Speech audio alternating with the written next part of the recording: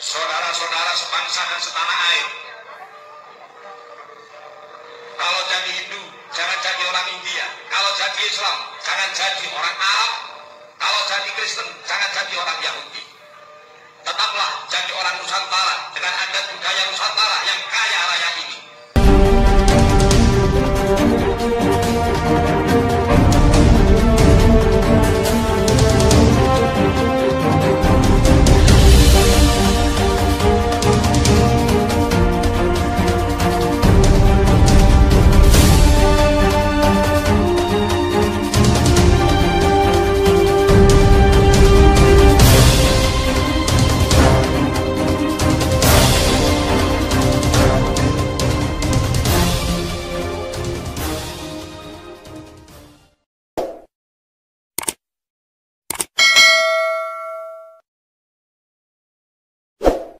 Halo saudara-saudaraku yang terkasih di dalam Tuhan dimanapun Anda berada.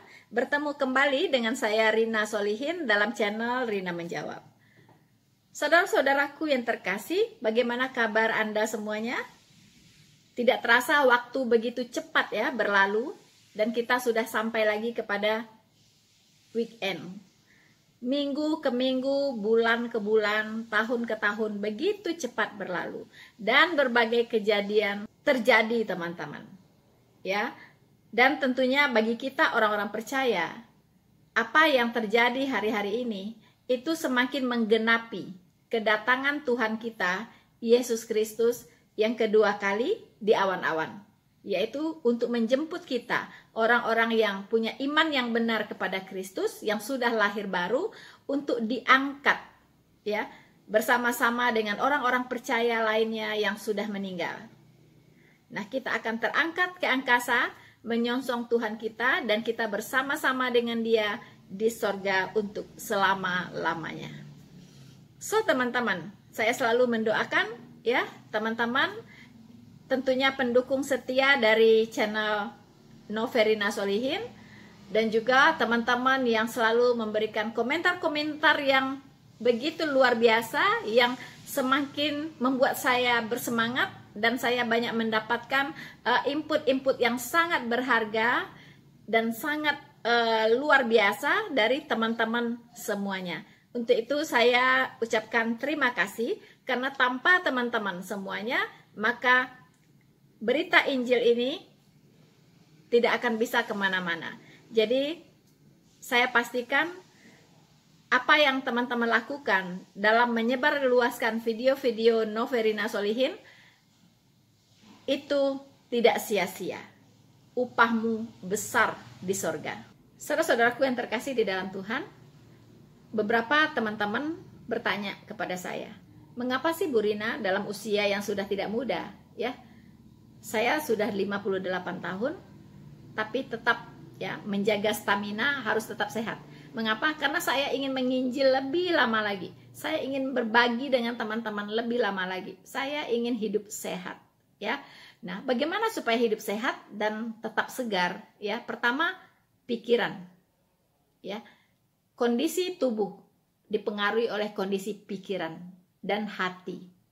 Kalau hati kita tidak sehat, pikiran kita tidak sehat, maka tubuh kita tidak akan sehat ya. Era et labora ya. So teman-teman, di samping kita hidup selalu mengandalkan Tuhan, selalu percaya bahwa Tuhan selalu menyertai kita, dan kita hanya taat saja ya, jalankan ya, lakukan apa yang diajarkan oleh Tuhan Yesus, dan jaga pikiran, jaga hati ya kan, jaga kesehatan ya. Jaga pikiran dan jaga hati, kita pakai Alkitab, firman Tuhan, untuk menjaga hati dan pikiran kita selalu on the track ya kan. Tapi untuk menjaga kesehatan, saya minum Solasido ya. Solasido ini adalah minuman sehat ya. Minuman herbal yang terbuat dari rempah-rempah asli Indonesia ya. Di sini banyak sekali manfaatnya teman-teman untuk kesehatan tubuh kita ya. Mulai dari kita tidak cepat lelah, karena saya membuat video kadang sampai tengah malam teman-teman ya. sampai tengah malam. Kadang saya bisa bekerja kalau kondisi rumah sudah sepi, ya, sampai jam 2, jam 3 malam, ya kan? Nah, tapi tetap sehat, tetap segar. Mengapa? Berkat Solasido. Jadi saya minum Solasido 2 botol 1 hari, ya. Itu membantu untuk menyegarkan tubuh, dan semua badan. Kalau udah usia seperti saya, biasanya sakit-sakit ya. Tapi dengan Solasido, tidak. Badan kita tetap segar dan tidak pegel-pegel, teman-teman. Pegel-pegelnya hilang berkat Solasido. Dan juga bagus untuk penderita gangguan tenggorokan, ya. Apalagi saya harus bicara terus lama ya. Dalam membuat video saya butuh suara yang terjaga begitu. Dan ini baik untuk orang batuk, perokok berat dan sebagainya, ya. Bagus untuk pencernaan, ya, bagus untuk diet juga, teman-teman, ya. Jadi kalau saya minum ini, itu bawaannya kenyang. Jadi saya tidak perlu banyak makan nasi.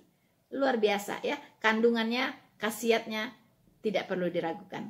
Solasido, minuman asli Indonesia. Bagaimana Solasido bisa Anda pesan? Jika ada yang berminat, ingin sehat seperti saya, ada di description di video ini. Saya hanya membantu mempromosikan, berbagi dengan Anda, karena selalu bertanya, kok Ibu Rina udah usia begini kok masih sehat begitu ya, masih seger begitu. Ya, ini rahasianya. Di samping firman Tuhan, teman-teman.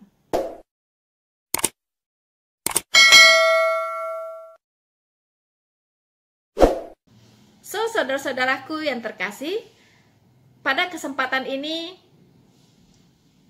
saya ingin mengomentari ya satu fenomena yang juga tidak lepas dari fenomena-fenomena yang lain yang terjadi saat ini, teman-teman, di mana pengusung khilafah, para agen-agen khilafah, ya, dan mereka semakin berani, teman-teman, ya, mereka semakin terang-terangan menyatakan diri mereka, menyatakan eksistensi mereka.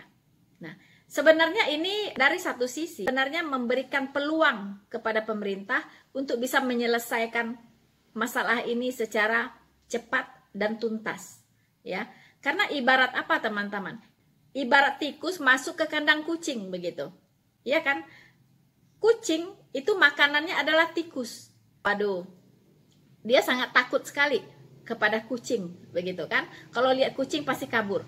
Nah, tapi ini lucu, teman-teman, ya. Tikus-tikus ini mendatangi kucing gitu, ya. Nah, kucing ini adalah kucing-kucing yang manis, ya. Kucing-kucing yang manis, ya kan? Yang kalau tikus datang cuman melihat saja dengan duduk manis, tenang, ya, tidak ngapa-ngapain begitu kan? Nah, itu ibaratnya yang terjadi, teman-teman. Ya, kita tahu khilafah itu adalah musuh negara, musuh Pancasila, ya, musuh dari dasar negara kita. Nah, tetapi mereka sudah terang-terangan, ya, menyatakan diri, karena memang jaringannya sudah mulai terbongkar. Jadi mau ngapa lagi gitu? Ketanggung basah, teman-teman. Orang kalau udah tanggung basah ya nyelam sekalian daripada malu, ya kan? Ya udah, gitu. Ya udah, terus terang aja menyatakan diri begitu. Nanti terserah, ya, terserah tanggapan pemerintah seperti apa.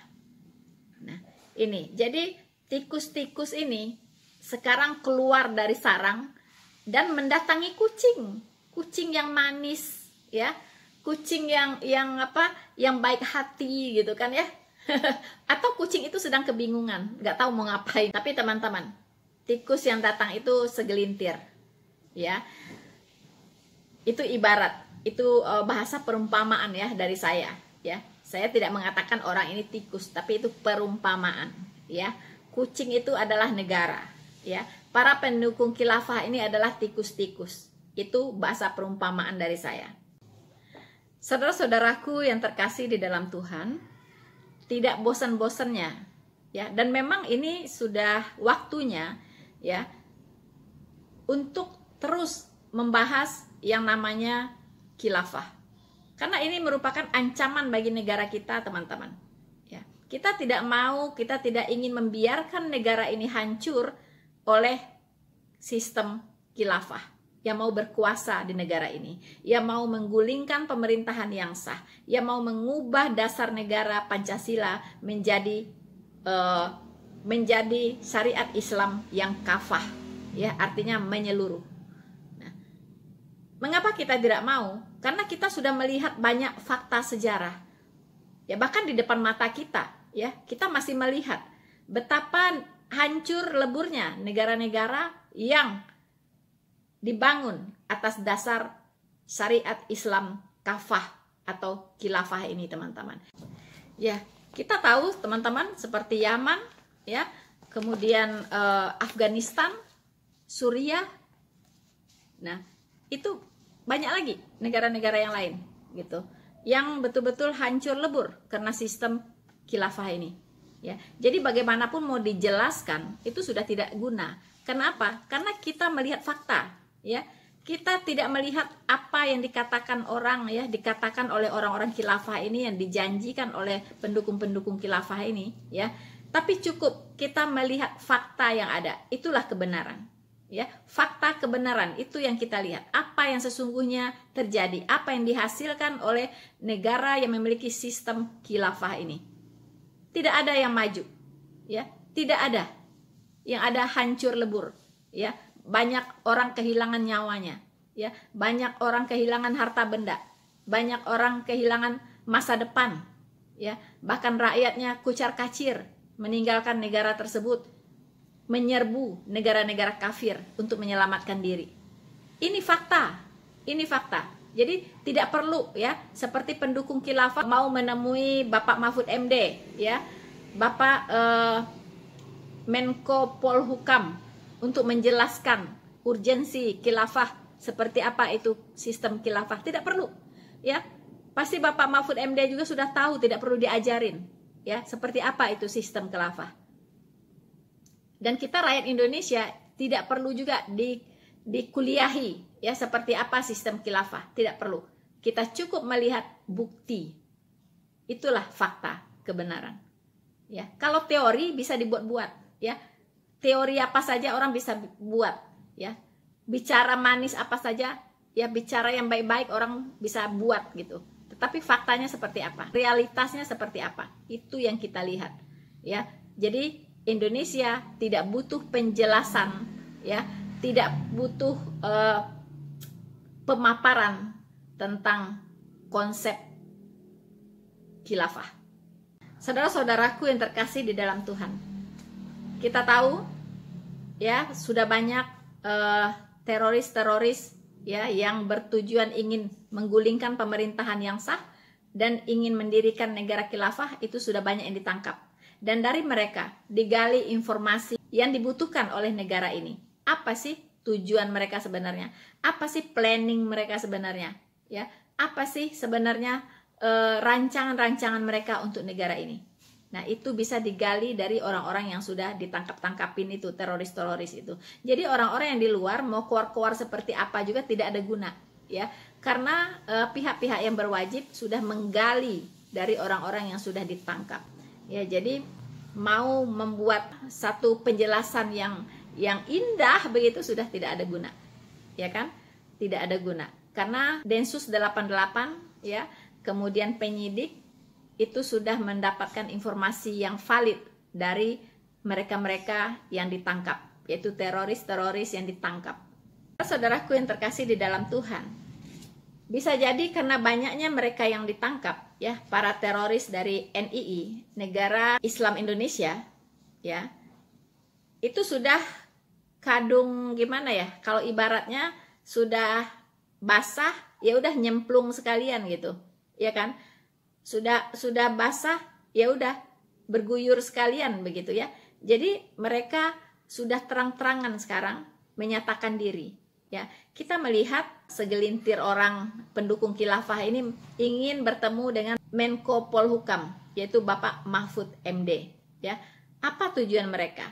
Mereka ingin, ya, bertemu untuk apa? Untuk mendiskusikan, ya, tentang konsep khilafah. Untuk apa didiskusikan? Ya, Indonesia tidak tertarik, ya, tidak tertarik dengan konsep khilafah.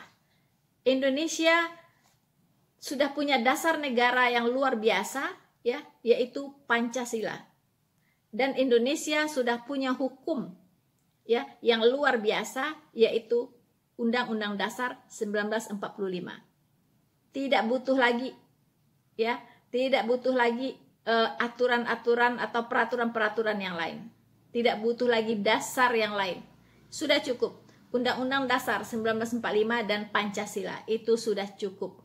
Dan dulu founding fathers yang pendiri negara ini, ya, pendiri negara Republik Indonesia ini adalah orang-orang cerdas, ya. Mereka bukan sembarangan, tidak sembarangan merumuskan, ya, konsep dari negara Republik Indonesia, merumuskan dasar-dasar dari negara Republik Indonesia.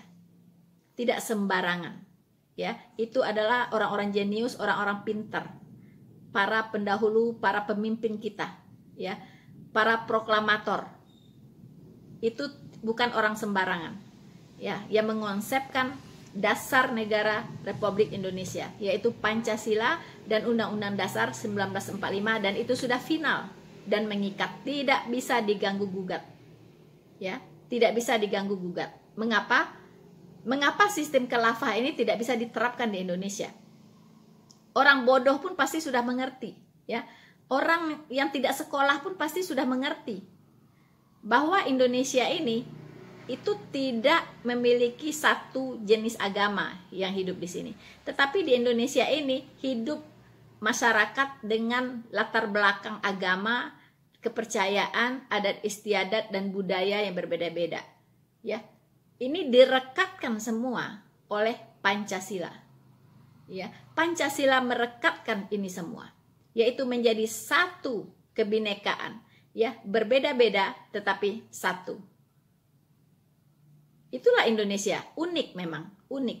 Jadi konsep khilafah itu tidak cocok untuk Indonesia, sangat tidak cocok, ya. Makanya saya sudah selalu menyerukan bagi Anda-Anda yang punya ambisi untuk hidup di negara khilafah, dipimpin dengan sistem khilafah, silahkan Anda pindah ke Afghanistan atau ke Sudan atau ke Yaman, ya kan? Silahkan Anda pindah ke sana. Ke Syria, silahkan Anda pindah ke sana. Begitu. Silahkan Anda berbuat seperti apa yang Anda yakini, yaitu hidup di bawah sistem khilafah. Anda silahkan membangun negara khilafah mau seperti apa. Silahkan ke Afghanistan saja pindah. Tapi jangan Anda coba-coba untuk membuat sistem khilafah, ya, di negara Republik Indonesia. Tidak akan pernah bisa. Sampai kiamat pun tidak akan bisa. Oke? Saudara-saudaraku yang terkasih di dalam Tuhan, sebelum kita lanjut, kita akan mendengarkan dulu apa yang dikatakan oleh segelintir pendukung khilafah ini, yang diwakili oleh juru bicaranya, ya, sebagai berikut. Tadi alhamdulillah kita sudah berkunjung ke kantor Kementerian Koordinator Bidang Politik, Hukum, dan Keamanan. Jadi kita mendatangi kantornya Profesor Mahfud MD. Dan tadi sebenarnya saya bersama segenap tokoh ulama yang hadir pada kesempatan hari ini ingin meminta waktu, ya, beraudiensi langsung, bersilaturahmi langsung dengan beliau.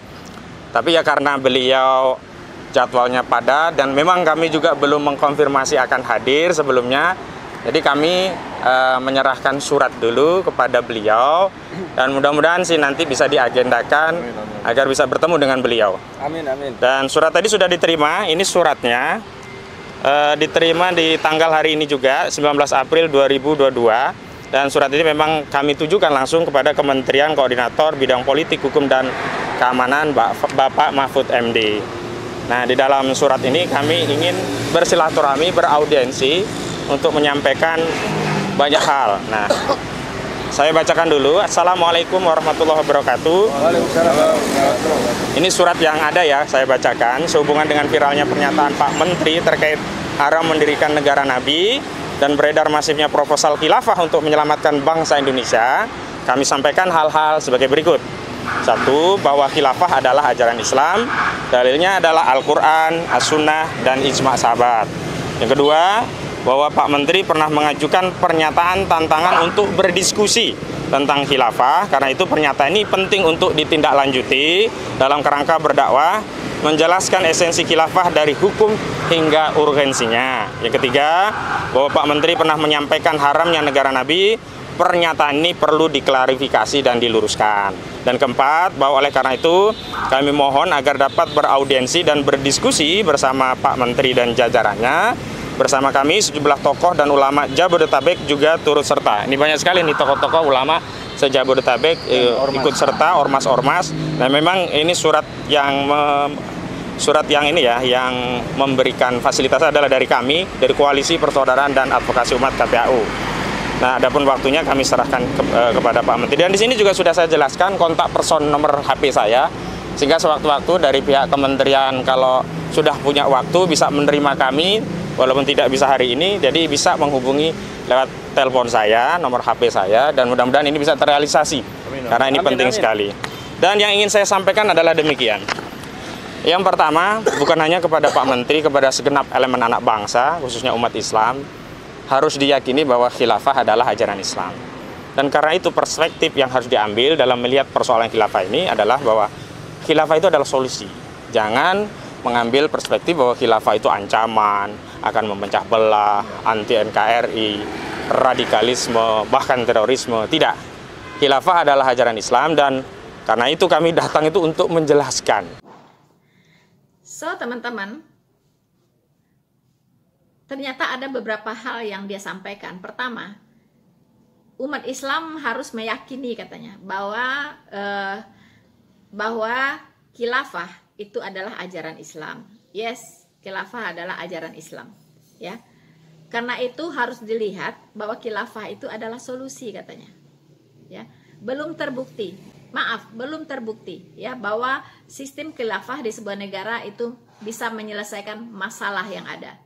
Ya, seandainya syariat Islam kafah itu adalah solusi, maka dipastikan semua negara yang memiliki konsep khilafah itu sudah maju di bumi ini, ya, sudah maju, bukannya hancur lebur, ya, bukannya rakyatnya kucar-kacir kemana-mana menyelamatkan diri. Seandainya memang konsep khilafah ini adalah solusi, jadi jangan Anda menawarkan sesuatu ya yang sebenarnya tidak demikian begitu, ya. Jangan Anda menawarkan, apalagi bangsa ini bangsa yang kompleks ya, bangsa Indonesia ini sangat kompleks ya. Bangsa Indonesia ini bangsa yang besar, punya wilayah yang sangat luas, punya suku bangsa, agama, adat istiadat yang berbeda-beda ya. Jadi bagaimana caranya Anda bisa mengatakan bahwa syariat Islam yang kafah itu adalah solusi untuk bangsa ini? Solusi untuk yang mana? Apakah itu solusi untuk kami yang orang Kristen, orang Hindu, orang Buddha, Konghucu? Anda akan paksakan, ya, Anda akan paksakan hukum-hukum syariat Islam Anda kepada kami yang non-Muslim? Mana bisa, tidak bisa, ya. Bagi kami itu bukan solusi, tapi masalah. Ya, jadi jangan Anda membangun opini yang menyesatkan ya bahwa sistem syariah yang kafah atau khilafah itu adalah solusi bagi Indonesia. Omong kosong dan tidak terbukti. Jangankan bagi Indonesia, bagi negara Islam pun tidak. Ya, kalau itu adalah solusi, maka Suriah tidak akan seperti hari ini. Ya, kalau itu solusi, maka Afghanistan tidak akan seperti hari ini. Kalau itu solusi, maka Yaman tidak akan seperti hari ini. Paham Anda? Jadi jangan membangun opini yang jauh panggang dari api. Oke? Ya. Dan Anda menasehati orang ya. Ya, jangan punya persepsi bahwa khilafah itu adalah anti NKRI. Ya, jangan punya persepsi bahwa khilafah itu adalah pemecah belah. Jangan punya persepsi khilafah itu adalah radikalisme dan terorisme. Halo? Anda ini seperti hidup di alam mana begitu? Ya, di alam yang berbedakah? Ya. Begini, Coba gunakan akal sehat, ya. Kalau syariat Islam diterapkan pada bangsa Indonesia yang majemuk ini, jelas itu akan menimbulkan perpecahan, ya. Jelas itu akan memecah belah, ya. Jelas itu anti NKRI. Anda tahu arti NKRI? Negara Kesatuan Republik Indonesia. Bagaimana mungkin negara yang beragam ini, ya, yang beraneka ragam agama, adat istiadat, budaya, Anda bisa satukan dengan syariat Islam? Ya, sementara syariat Islam yang kafah itu harus diikuti oleh semua orang. Ya, harus tunduk kepada hukum Islam yang kafah itu. Orang non-muslim harus jadi Islam semuanya. Ya kan? Kalau tidak mau jadi Islam, dikenakan pajak yang sangat mahal. Sampai kapan orang bisa membayar pajak?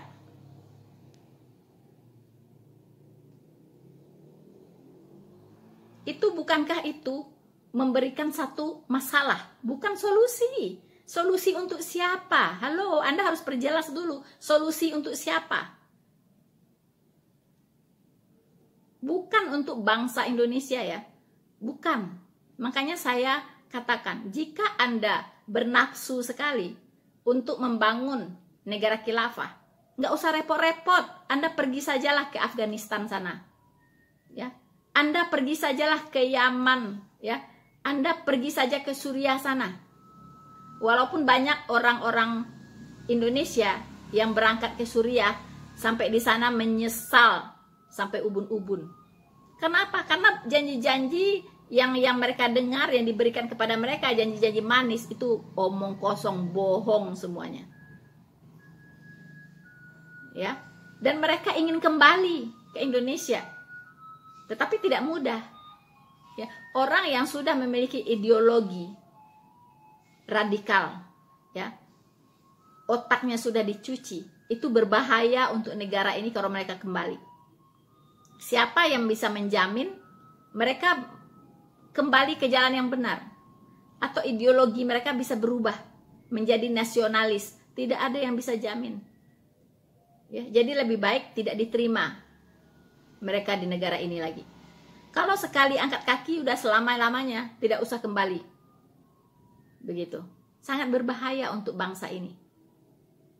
Itu Anda harus tahu. Jadi lupakan, ya, bahwa syariat Islam adalah solusi bagi bangsa Indonesia, bagi negara Indonesia.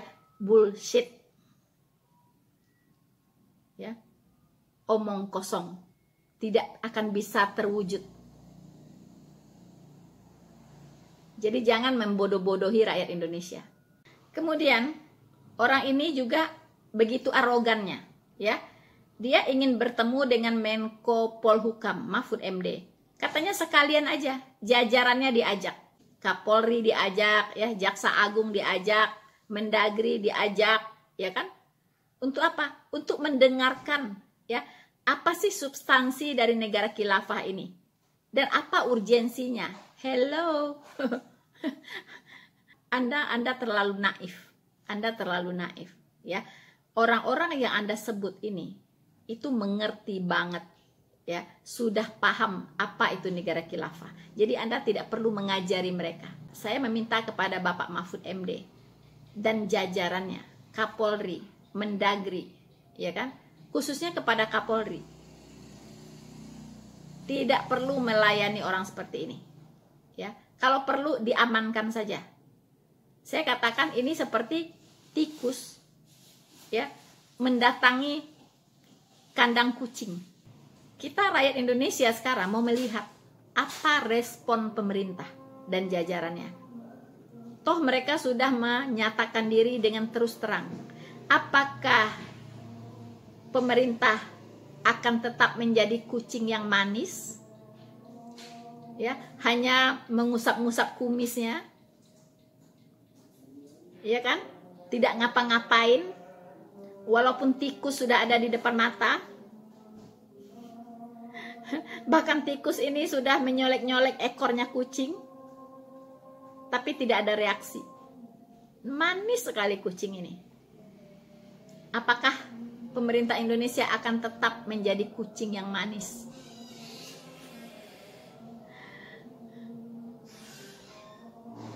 Kita mau lihat. Kemudian satu hal lagi yang saya catat, ya, dia mengatakan bahwa sebagai umat Islam yang punya akidah Islam, ya, maka solusi yang diyakini adalah syariat Islam, ya. Solusi untuk bangsa ini yang diyakini adalah syariat Islam, yaitu syariat Islam yang ditegakkan secara kafah atau menyeluruh. Tahu arti menyeluruh? Menyeluruh itu artinya ditegakkan setegak-tegaknya dan untuk semua orang tanpa kecuali, walaupun dia non-muslim, dia harus tunduk kepada syariat Islam yang kafah ini. Itu maksudnya. Bisa dibayangkan teman-teman, mau jadi apa negara ini? Ya. Kalau boleh saya secara pribadi, ya, kalau memang pemerintah tak berdaya untuk mengatasi rongrongan khilafah-khilafah seperti ini, tidak berdaya, tidak punya kekuatan, lebih baik sebelum negara ini hancur, sebelum terjadi pertumpahan darah, yuk kita bagi aja negara ini menjadi 2 bagian. Itu jauh lebih baik. Ibaratnya suami istri berpisah secara baik-baik. Jangan ada yang jadi korban.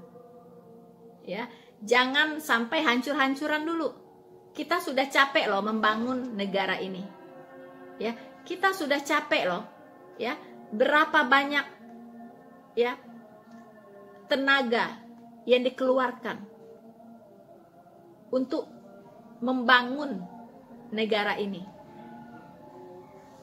Sudah berdarah-darah. Akankah dibiarkan hancur dalam sekejap? Jangan. Kalau memang pemerintah tidak berdaya mengatasi ini, karena mereka akan semakin nekat. Ya, mereka sekarang mengukur kekuatan pemerintah sebenarnya dengan aksi-aksi mereka. Mereka sedang mengukur kekuatan pemerintah. Jujur ya, saya melihat seperti itu. Ya, mereka sedang memetakan kekuatan pemerintah. Dan jika pemerintah ini tidak sadar, ya, dan tetap jadi kucing yang manis,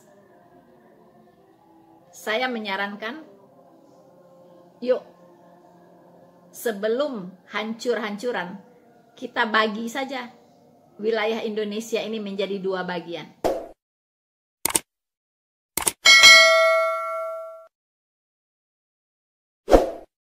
Jadi nanti ada negara Islam khilafah dan ada negara non-Islam, ya, non-Islam. Nah, kita bagi 2, begitu, ya. Jadi silahkan Anda mendirikan negara khilafah, ya, dan kami yang tidak setuju dengan negara khilafah akan mendirikan negara sendiri, yaitu negara non-Muslim, ya, non-Islam. Tidak ada orang Islam di situ. Yang Islam-Islam silahkan bergabung dengan negara khilafah. Begitu. Ya. Itu jauh lebih baik, ya, supaya apa? Supaya apa yang sudah ada selama ini tidak hancur-hancuran. Sebelum terjadi pertumpahan darah, kita berpisah saja secara baik-baik. Silakan, ya, bagi pihak-pihak yang terkait untuk berpikir ke arah sana. Saya kira banyak saudara-saudara saya sebangsa dan setanah air, ya, terutama yang non-Muslim, berpikir ke arah yang sama. Ya, karena kita melihat banyak yang jadi kucing manis begitu. Ya, tikus sudah di depan mata, tetapi nggak diapa-apain gitu. Ya, akhirnya tikusnya semakin merajalela, ya, semakin berani begitu. Nah, itu tentunya kita tidak mau, ya, semua dihabisin oleh tikus-tikus ini. Lebih baik sekarang tindakan cepat, bagi saja Indonesia ini menjadi 2. Negara Islam, khilafah, dan negara non-Islam. Biarkan kami bergabung di sana, Kristen, Hindu, Buddha, Konghucu, dan ateis sekalipun silahkan bergabung di sana. Ya, ateis yang belum percaya Tuhan, silakan bergabung dengan kami, begitu. Tetapi Islam silakan bergabung dengan khilafah. Jadi itu bukan jalan yang kita kehendaki, tetapi itu adalah jalan satu-satunya kalau memang pemerintah tidak berdaya, Kapolri tidak berdaya, TNI tidak berdaya untuk mengatasi itu semua. Karena mereka sudah semakin berani untuk unjuk gigi, begitu. Ya. Satu hal yang ingin saya pesankan untuk Anda para pendukung khilafah, ya. Banyak negara maju, ya. Jadi jangan menyangka bahwa dengan sistem khilafah Anda bisa membangun sebuah negara yang makmur, ya, membangun sebuah negara yang maju. Belum ada buktinya, itu persoalannya di situ. Belum ada satu negara khilafah pun di bumi ini yang menunjukkan bukti, begitu, bahwa dengan sistem khilafah dia bisa menjadi maju, begitu. Ya, menjadi hebat, sebuah negara itu menjadi hebat dengan sistem khilafah. Tapi buktinya justru sebaliknya, hancur lebur dan rakyatnya kocar-kacir, itu yang terjadi. Ya, dan jangan Anda menyalah-nyalahkan sistem yang ada pada negara-negara maju, sistem kapitalis katanya, ya kan? Justru negara-negara maju itu tidak menganut syariat Islam, ya, tapi mereka maju baik dalam ilmu pengetahuan, perekonomian, ya, pendidikan, semuanya mereka di segala bidang bisa maju, dan mereka tidak kenal loh syariat Islam, ya. Jadi jangan buta mata, buta hati, buta pikiran, ya. Jadi yang mengatakan bahwa negara hanya bisa maju dengan syariat Islam, itu kurang piknik. Anda kurang piknik. Saudara-saudaraku yang terkasih di dalam Tuhan, pada kesempatan ini kita akan mendengarkan apa yang dikatakan oleh Bapak Proklamator kita, Insinyur Soekarno, Presiden pertama Republik Indonesia, tentang khilafah. Untuk itu kita akan mendengarkan dulu apa yang dikatakan oleh Insinyur Soekarno, ya, Bapak Proklamator kita, dan mohon kita semua, teman-teman, dimanapun Anda berada, ya, Anda simak, kita simak baik-baik kata per kata yang diucapkan oleh Bung Karno, ya. Kita simak baik-baik dan kita renungkan, kita camkan, dan kita renungkan. Saudara-saudara sebangsa dan setanah air, kalau jadi Hindu jangan jadi orang India, kalau jadi Islam jangan jadi orang Arab, kalau jadi Kristen jangan jadi orang Yahudi. Tetaplah jadi orang Nusantara dengan adat budaya Nusantara yang kaya raya ini. Ingat, wahai saudara-saudara, musuh yang terberat itu adalah rakyat sendiri. Rakyat yang mabuk akan budaya luar, yang kecanduan agama, yang rela membunuh bangsa sendiri demi menegakkan budaya asing. Jangan mau diperbudak oleh semua itu. Tetaplah bersatu padu membangun negeri ini tanpa pertumpahan darah. Hai anakku, simpan segala yang kau tahu. Jangan ceritakan berita dan sakitku kepada rakyat. Biarkan aku menjadi korban asal Indonesia tetap bersatu. Ini aku lakukan demi persatuan, kesatuan, dan keutuhan bangsa. Jadikan ceritaku sebagai saksi bahwa kekuasaan presiden sekalipun ada batasnya. Karena kekuasaan dan kekuatan langsung ada di tangan rakyat. Dan di atas segala-galanya adalah kuasa Tuhan yang Maha Esa. Merdeka! So, saudara-saudaraku yang terkasih di dalam Tuhan, betapa tegasnya, ya, orasi yang diucapkan oleh seorang Bung Karno. Beliau mengatakan bagi seluruh rakyat Indonesia, ya, bagi saudara-saudaraku yang sebangsa dan setanah air, kalau jadi Hindu katanya, jangan jadi orang India. Kalau jadi Islam, jangan jadi orang Arab. Kalau jadi Kristen, jangan jadi orang Yahudi. Tetaplah jadi orang Nusantara. Dengan adat Nusantara yang kaya raya ini. Saudara-saudaraku yang terkasih di dalam Tuhan. Tapi apa sekarang yang terjadi? Kemana adat istiadat Nusantara yang kaya raya itu? Sekarang kita sudah tidak lihat lagi. Sudah tenggelam. Setiap tanggal 21 April, dulu kita masih sangat meriah, ya, meriah-meriahnya merayakan hari Ibu Kartini. Tetapi hari ini tidak ada lagi orang yang merayakan hari Kartini. Ya, mengapa? Karena budayanya sudah berubah. Dulu ketika kita merayakan hari Kartini, itu semua wanita Indonesia yang ikut merayakan memakai kebaya sesuai dengan ciri khas daerah masing-masing, sesuai dengan etnik masing-masing. Pakai baju kebaya, pakai konde rambutnya. Ya, sekarang mana? Bajunya seragam semua sekarang. Ya kan? Rambut sudah tidak terlihat lagi. Ya, kalau dari belakang sama semuanya. Budaya mana itu? Itu budaya Arab. Ya. Jadi Bung Karno mengatakan kalau jadi Islam jangan jadi orang Arab. Tapi sekarang orang Islam semua sudah jadi orang Arab, teman-teman. Ya, sudah jadi orang Arab. Tidak ada lagi tuh perayaan Kartini. Karena semua sudah jadi Kartirab. Kartini Arab. Ya, ini yang terjadi. Jadi apa yang dihimbau oleh Bung Karno? Sayang sekali tidak menjadi kenyataan. Indonesia sudah kehilangan ciri khas. Indonesia sudah kehilangan jati diri. Terpengaruh oleh budaya luar. Ya, yaitu budaya Arab.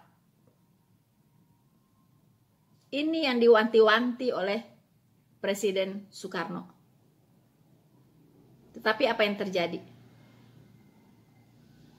Indonesia berubah. Budaya terkikis, adat istiadat terkikis oleh budaya Arab. Ini kita katakan jujur, dan ini memang fakta.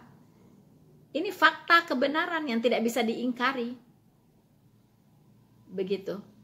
Anda mau membela-bela juga nggak bisa. Memang begitulah faktanya. Begitu ya. Bahkan Bung Karno mengingatkan, ingatlah hai saudara-saudara, ya, musuh terberat adalah rakyat sendiri. Rakyat yang mabuk budaya luar, yang kecanduan agama.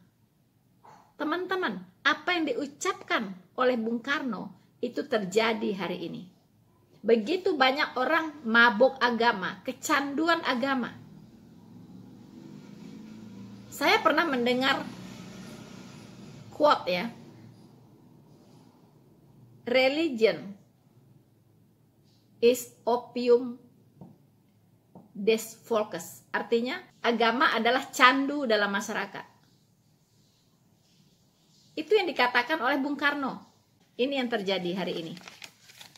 Ya, agama diperalat untuk mencapai tujuan. Kasihan agamanya. Ya, agamanya semakin jadi jelek gitu. Kasihan sekali agamanya jadi rusak oleh orang-orangnya, oleh orang-orangnya sendiri. Ya. Begitu teman-teman. Bahkan Bung Karno mengatakan orang-orang yang mabuk agama ini, orang-orang yang candu agama ini, itu rela membunuh bangsa sendiri, teman-teman, demi menegakkan budaya asing. Wow, ya nggak main-main ya, betul-betul terjadi apa yang dikhawatirkan oleh Bung Karno. Orang-orang yang hari-hari ini mabuk agama, candu agama, tidak sungkan-sungkan ya membunuh bangsa sendiri demi menegakkan budaya asing, budaya Arab, teman-teman. Dan Bung Karno mengingatkan, jangan mau diperbudak oleh semua itu. Tetapi hari ini banyak rakyat Indonesia sedang diperbudak oleh semua itu. Ya, dicuci otak sampai nggak sadar lagi melakukan yang benar apa nggak benar, udah nggak jelas. Begitu ya.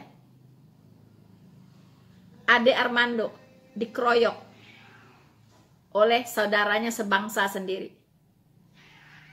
Dan tidak tanggung-tanggung, guru ngaji. Kemudian yang perempuan itu guru TK. Kita tidak tahu apa yang diajarkan kepada muridnya.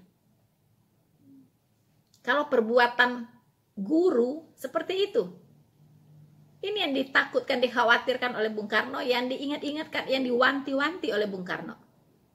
Orang yang mabuk agama itu, orang yang candu agama itu, tidak segan-segan membunuh bangsanya sendiri demi menegakkan budaya asing. Budaya Arab itu bagi kita itu budaya asing. Ya, teman-teman. Dan Bung Karno mengingatkan, tetaplah bersatu padu membangun negeri ini tanpa pertumpahan darah. Wahai saudara-saudaraku, sebangsa dan setanah air, dimanapun Anda berada, ingat ini, tetaplah bersatu padu membangun negeri ini tanpa pertumpahan darah. Jadi, orang-orang yang selalu meneriak-neriakkan kata-kata kebencian, ujaran-ujaran kebencian, kekerasan harus disingkirkan dari negara ini. Kalau ada ideologi-ideologi yang membawa orang kepada kekerasan, itu harus ditindak tegas. Hapus dari bumi Indonesia ini. Karena tidak sesuai ya untuk bangsa Indonesia yang beraneka ragam ini. Makanya Bung Karno menghimbau, tetaplah bersatu. Karena beliau tahu bangsa ini beraneka ragam. Karena beraneka ragam dihimbau untuk bersatu. Berbeda-beda. Ya.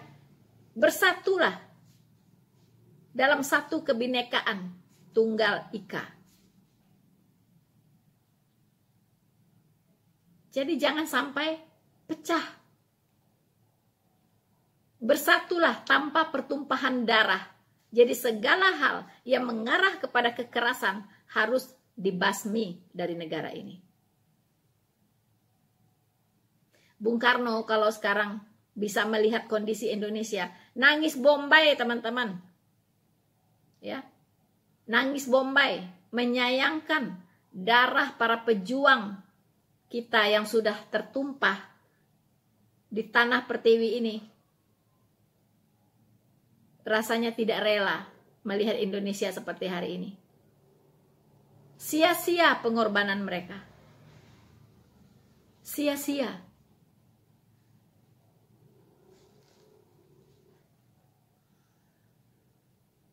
Bung Karno mengatakan lagi, hai anakku, jangan ceritakan derita sakitmu kepada rakyat. Ini ditujukan kepada para pemimpin. Ya. Jangan ceritakan derita sakitmu kepada rakyat yang rela jadi korban asal Indonesia tetap bersatu. Jadi para pemimpin, jangan auto bingung, gitu. Nggak tahu mau ngapain. Ya, kondisi sudah semakin kritis. Ya, semua jadi penonton, semua bersembunyi. Di mana kalian? Mana suaranya? Wakil rakyat di mana suaranya? Para pemimpin di mana suaranya? Para politisi yang nasionalis mana suaranya? Kondisi udah semakin genting. Negara ini sudah diambang kehancuran. Mengapa diam? Keluar dari zona nyaman, keluar. Lakukan sesuatu, katakan sesuatu untuk bangsa ini supaya bisa selamat dari rongrongan khilafah. Jangan anggap enteng ya. Kalau negara ini sudah terlanjur hancur, susah untuk diperbaiki, susah untuk dibangun kembali. Jadi jangan sampai nasi jadi bubur. Kalau nasi sudah jadi bubur, sudah tidak bisa lagi kembali jadi nasi.